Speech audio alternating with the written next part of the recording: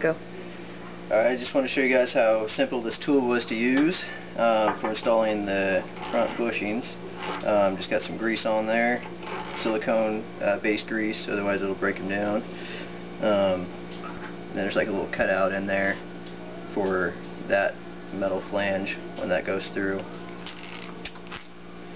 Anyways, quick video of how it works.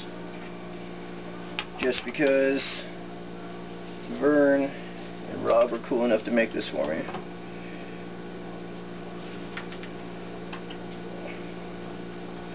Just gonna try to get this thing started.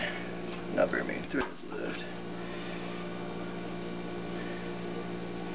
And we were going to use an impact, but there's no need at all because this thing's pretty badass. I'm barely putting any force on it. Makes these a breeze. Before yesterday, these seemed like they were going to be pretty difficult.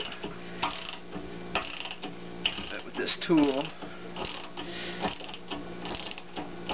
simple.